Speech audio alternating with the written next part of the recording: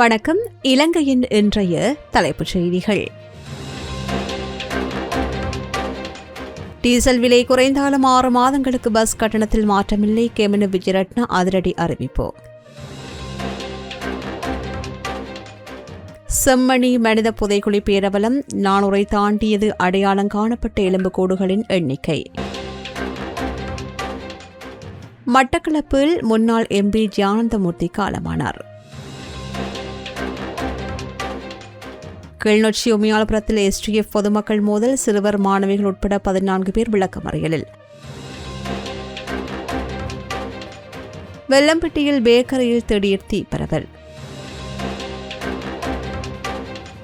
தன்னையும் பிள்ளைகளையும் சிவில் உடையில் பின்தொடரும் நபர். சாட்சிகள் பாதுகாப்பு அதிகார சபையில் ஸ்ரேசலவின் மனைவி முறைப்பாடு.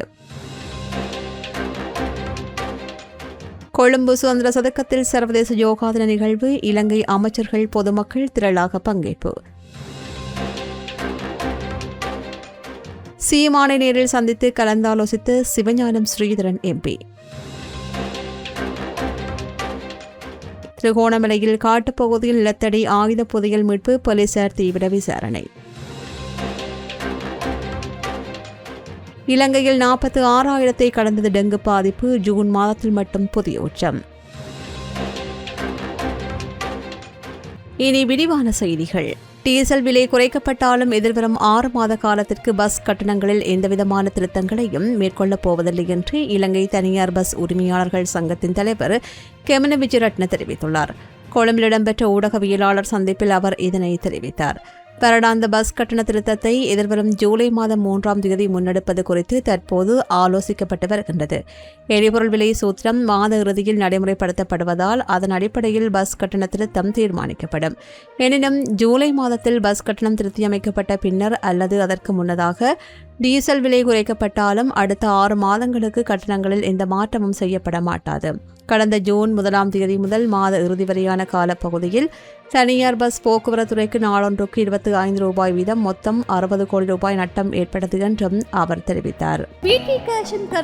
சூப்பர் ஸ்டோரின் கல்யாணி அன்னபூரணி பிராண்டில் அன்றாட வாழ்க்கையின் அனைத்து பொருட்களையும் ஒரே இடத்தில் பெற்றுக்கொள்ள தாமதம் வேண்டாம், இப்போதே வாருங்கள். VT கேஷன் கரி மற்றும் VT சூப்பர் ஸ்டோர், பாரிஸின் லாச்சப்பல்.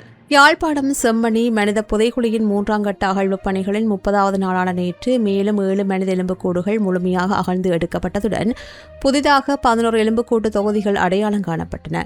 இதன் மூலம் செம்மணி புதைக்குழியில் இதுவரையில் அடையாளம் காணப்பட்ட மொத்த மனித எலும்புக்கூடுகளின் எண்ணிக்கை 400 கடந்து 405 உயர்ந்துள்ளது. நேற்றைய அகழ்வாராய்ச்சியின் போது புதிதாக அடையாளம் காணப்பட்ட 11 எலும்புக்கூட்டு தொகுதிகளில் 9 எண்பு தொகுதிகள் ஒன்றோடொன்று தொடுகையுற்ற நிலையில் காணப்படுகின்றன. இவை அனைத்தும் முறையாக சுத்தம் செய்யப்பட்டு தடயவியல் விதிகளின்படி இலக்கமிடப்பட்டுள்ளன. அத்துடன் ஏற்கனவே அடையாளம் காணப்பட்டிருந்த எலும்புக்கூடுகளில் மேலும் 7 மனித எண்பு தொகுதிகள் இன்று முழுமையாக அகழ்ந்து எடுக்கப்பட்டமை குறிப்பிடத்தக்கது. செம்மணி மனித புதைக்குழியின் தடயவியல் அகழ்வாய்வு தளம் 1 மற்றும் 2இல் இதுவரையில் மேற்கொள்ளப்பட்ட பணிகளின் அடிப்படையில் மொத்தம் 405 மனித எண்பு தொகுதிகள் அடையாளம் காணப்பட்டுள்ளமை குறிப்பிடத்தக்கது. மட்டக்களப்பு மாவட்ட முன்னாள் பாராளுமன்ற உறுப்பினர் சேனாதிராஜா ஜானந்தமூர்த்தி தமது 61வது வயதில் உடல்நலக்குறைவு காரணமாக காலமானார். கடந்த சில நாட்களாக சுவீனமுற்றிருந்த அவர் மட்டக்களப்பு போதனா மருத்துவமனையில் அனுமதிக்கப்பட்டு 2 வாரங்களாக தீவிர சிகிச்சை பெற்று வந்தார். எனினும் சிகிச்சை பலனின்றி நேற்று பிற்பகல் அவர் உயிரிழந்துள்ளதாக மருத்துவமனை வட்டாரங்கள் கூறுகின்றன. மட்டக்களப்பு மாவட்டத்தின் முன்னாள் பாராளுமன்ற உறுப்பினரான இவரது மறைவு அரசியல் வட்டாரங்களில் மட்டக்களப்பு மக்கள் மத்தியிலும் பெரும் சோகத்தை ஏற்படுத்தியுள்ளது. கிளிநொச்சி போலீஸ் பிரிவுக்குட்பட்ட உமையாள்புரம் பகுதியில் விசேட அதிரடி படையினருக்கும் பொதுமக்களுக்கும் இடையே நேற்று ஏற்பட்ட மோதல் சம்பவத்தை அடுத்து சிறுவர்கள், முதியவர்கள், பாடசாலை மாணவிகள் உட்பட 14 பேர் விளக்கமறியலில் வைக்கப்பட்டுள்ளதாக உறவினர்கள் தெரிவித்துள்ளனர். உமையாள்புரம் பகுதியில் இடம்பெற்ற சட்டவிரோத மணல் அகழ்வை தடுக்கும் நோக்கில் விசேட அதிரடிப்படையினர் சம்பவ இடத்திற்கு சென்றுள்ளார்கள். அங்கு காட்டுப்பகுதிக்குள் உளவு இயந்திரத்துடன் இருந்த ஒருவரை அவர்கள் கைது செய்ய முற்பட்ட போது பொதுமக்களுக்கும் அதிரடிப்படையினருக்கும் இடையே கடும் முறுகல் நிலை ஏற்பட்டு மோதலாக மாறியது. இதன்போது கைது செய்யப்பட்டிருந்த நபரின் உறவினர்களும் அயலவர்களும் இணைந்து விசேட அதிரடிப்படையினர் மீது தாக்குதல் நடத்தியதாக தெரிவிக்கப்படுகின்றது.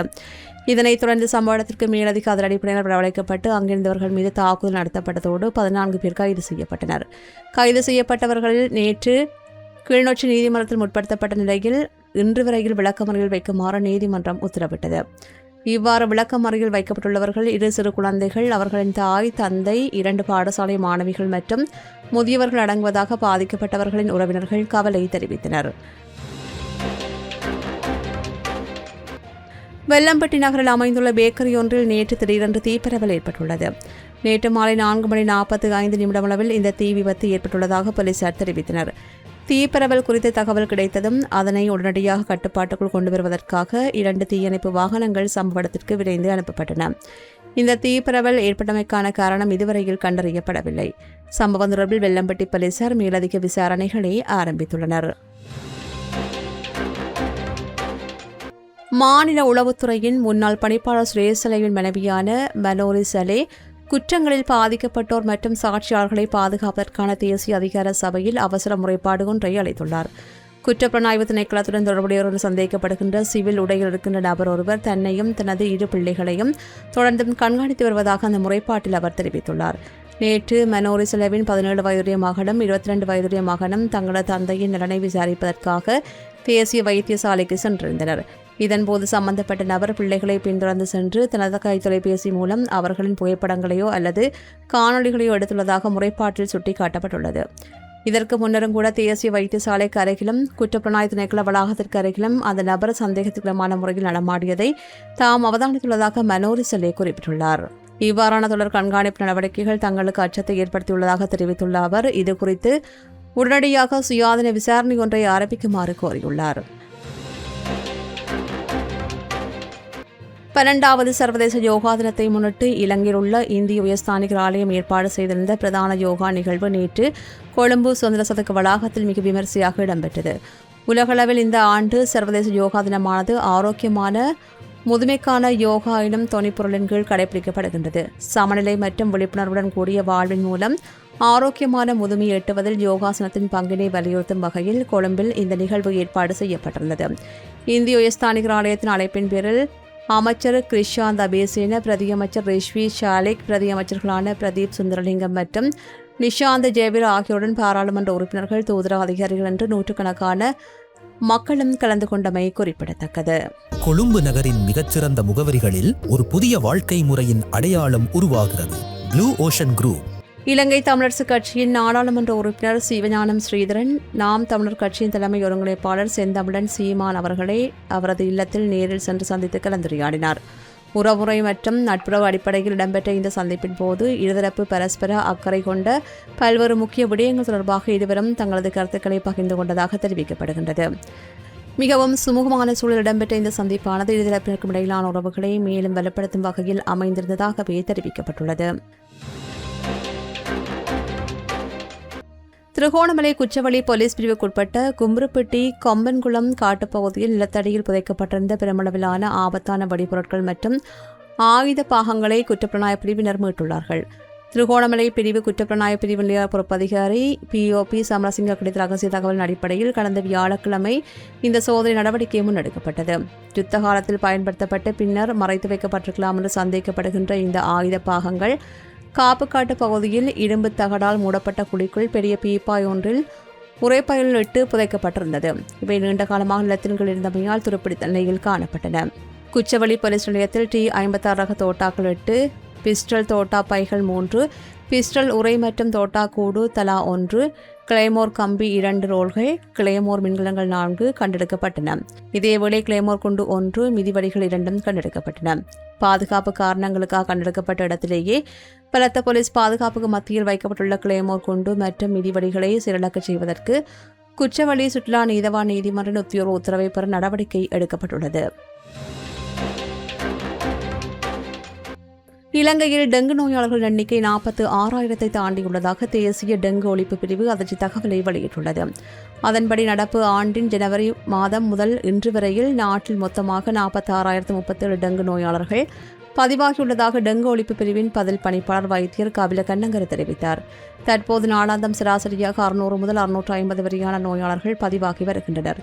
ஜூன் மாதம் 1ஆம் தேதி முதல் இதுவரையான காலப்பகுதியில் மாத்திரம் 12,196 டெங்கு நோயாளர்கள் பதிவாகியுள்ளனர். இது ஒரு மாதத்திற்குள் பதிவான அதிகூடிய டெங்கு நோயாளர்களின் எண்ணிக்கை என்று வைத்தியர் கபில கண்ணங்கர சுட்டிக்காட்டியுள்ளார். நாட்டில் டெங்கு பரவல் தீவிரமடைந்து வருவதால் பொதுமக்கள் விழிப்புணர்வுடன் இருக்குமாறும் சூழலை தூய்மையாக வைத்திருக்குமாறும் சுகாதாரத்துறையினர் அறிவுறுத்தியுள்ளனர்.